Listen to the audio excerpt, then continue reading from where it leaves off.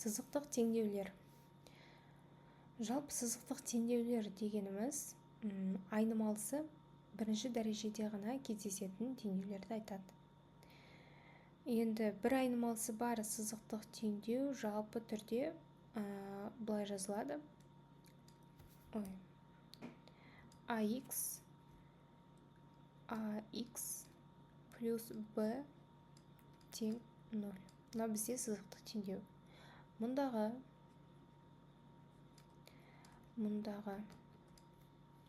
X бұл бізде белгісіз айнымалы.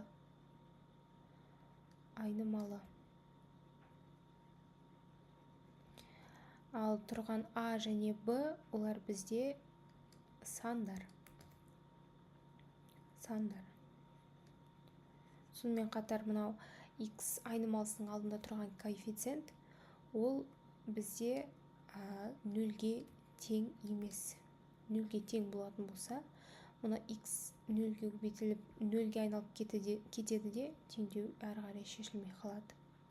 Енді неге бұл сызықтық теңдеу деп аталады? Себебі мына теңдеудің егер графикке салатын болсақ, онда бізде түзу шығады. Сондықтан бұл бізде сызықтық теңдеулер. Егер графикке салатын болсақ, енді мысалдар қарастырайық. Мысал бірінші. Қарапайым өзіміз мысал бастауыштан бастап шығарып келе жатқан теңдеулер x плюс 12 тең 27. Енді мына теңдеуді шешетін болсақ, бізге міндетті түрде мынау белгісіз айнымалыны табу керек, яғни x тең. Мұнда тұрған 12-ні теңдіктің екінші жағына көшіреміз. Яғни, егер ол көшетін болса, мына жаққа, онда не болады? Мынау 12-міз таңбасы өзгеріп барады. Егер оң сан болып тұрса, теріс сан болып барады. Теріс сан болып тұрса, оң сан болып кетеді екен. Яғни, мына жерде бірінші 27-нің өзін жазамыз, ал 12-ні 27-ден азайтамыз. Кейбір оқушылар бірінші мына санды ауыстырып алып, сосын барып мынаны азайтып жатады, не болмаса қосып жатады. Теңдеу шешкенде қателеспеу керек. Әрі қарай x тең 27-ден 12-ні азайтсақ, 15 болады екен. Яғни біздің белгісіз айнымалының мәні 15-ке тең екен. Әрі қарай теңдеудің дұрыс емес екенін тексеру үшін міндетті түрде сол шыққан мәнді есебін берілгеніне апарып x-дің орнына қойып есептеп көру керек. Мүмкін есебіміз дұрыс емес шығар. Әрине, мынау қарапайым теңдеу, әрі қарайда қазір біртіндеп күрделендіреміз. 15, яғни x-дің орнына 15-ті қойдым. Қосу 12 тең 27. 15-ге 12-ні қоссақ, 27 тең 27. Дәл осылай теңдеулерімізді шығара береміз. Келесі екінші есеп көрейік. 35 тең 5x плюс 10. Енді бізде белгісіз айнымалы теңдіктің екінші жағында орналасқан 5x. Енді оны табу үшін біз не істейміз? Мұнда тұрған бос мүшені теңдіктің сол жағына теріс таңбамен ауыстырайық, себебі бізде оң таңбамен тұр. Сонда 35 өз орнында қалады, ешқайда қозғалмайды. Тек қана оның жанына 10-ды көшіріп алып келеміз. Тең, ал 5x сол күйінде қалады. Азайтайық, 35-тен 10-ды азайтсақ, 25 тең 5x. Енді осы жерде белгісіз айнымалы. Мынау 5 дегеніміз x-ке көбейтіліп тұр дегенді білдіреді. Сондықтан x тапсақ, кімге қалай ыңғайлы? Орнын ауыстырып жазуға да болады, онда тұрған еш нәрсе жоқ. X-ті бірінші жазып, теңдігін жазуға болады. Болмаса қалай тұр, солайдан шығарып кете беруге болады. X тең, мынау 5 x-ке көбейтіліп тұрғандықтан теңдіктің екінші жағына көшірсек, әрине 25-ке бөлінеді. 25 бөлу 5. 5 тең x. Яғни бұл дегеніміз x тең 5-ке деген сөз. Біздің белгісіз айнымалының мәні 5-ке тең екен. Әрі қарай міндетті түрде теңдеуді тексеру керек. 35 тең 5 көбейту x-тің орнына мәнін қоямыз. 5 қосу 10.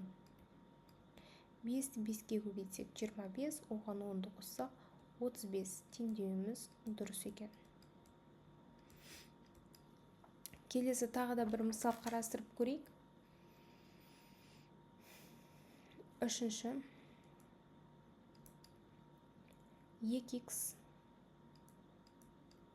тең 7632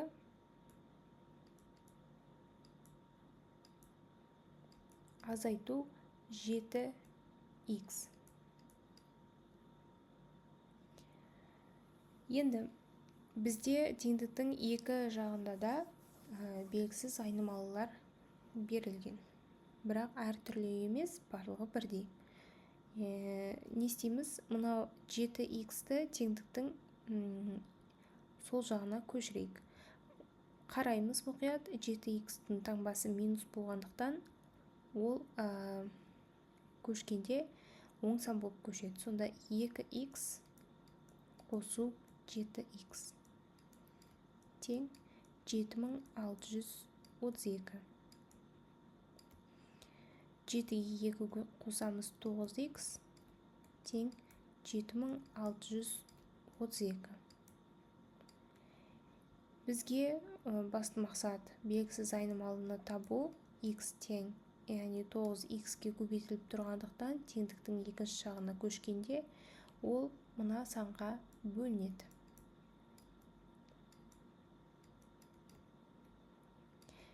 Егер мына 7632-ні 9-ға бөлсек,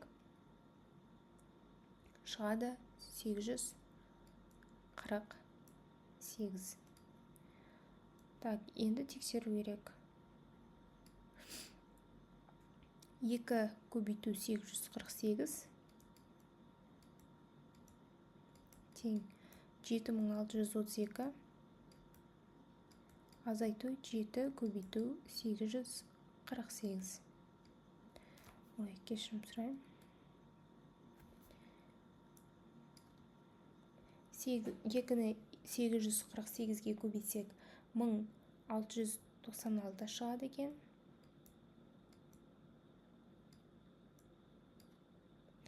1696 тең 7632-ден азайтамыз. 7848-ді көбейтсек 5936 шығады. Егер азайтсақ, мына санның өзі шығады екен. 1696 тең 1696. Келесі әрі қарай 4-ші мысал қарастырайық тағы да.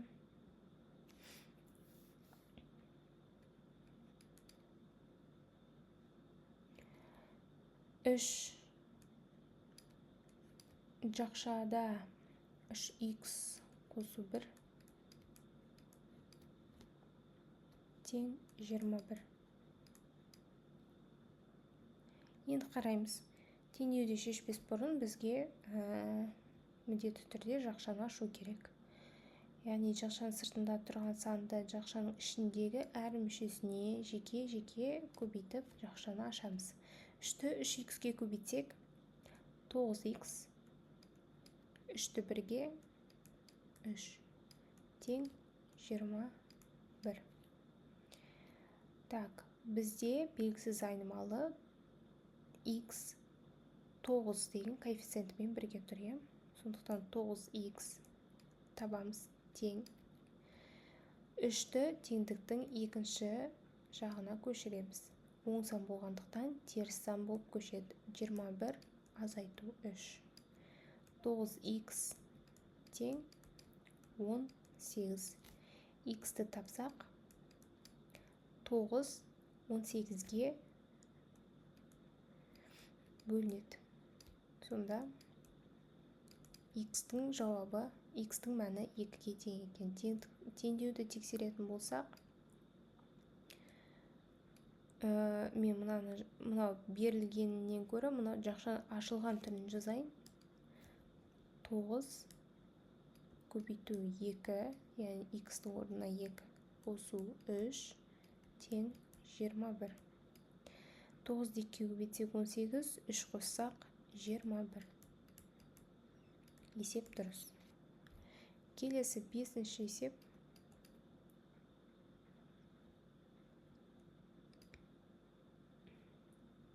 Бес көбейту жақшаның ішінде 2а қосу 10.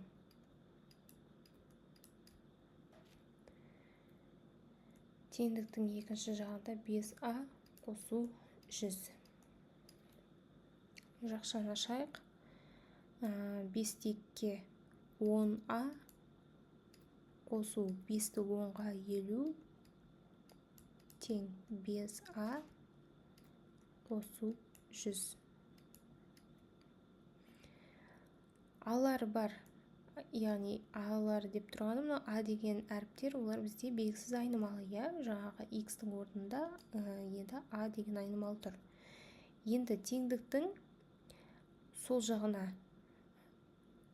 белгісіз айнымалыларды теріп жазамыз, оң жағына бос мүшелерді теріп жазамыз.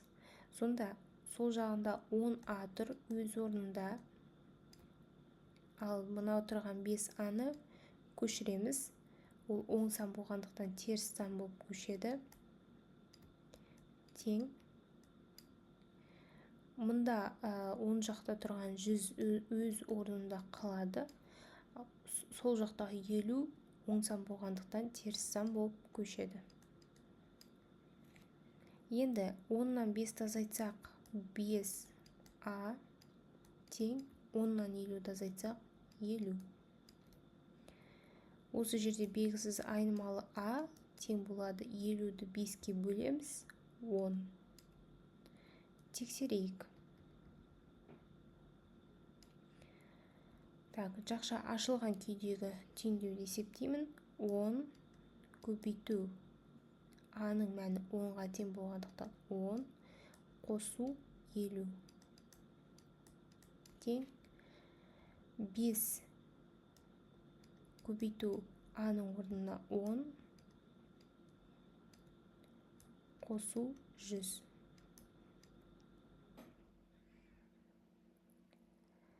Мұнда 10-ды 10-ға көбейтсек 100, 100-ге 50-ді қоссақ 150.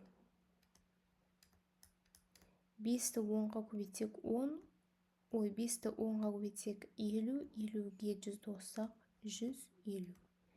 Теңдеуіміз дұрыс шықты. Осымен сызықтық теңдеу дегеніміз осы.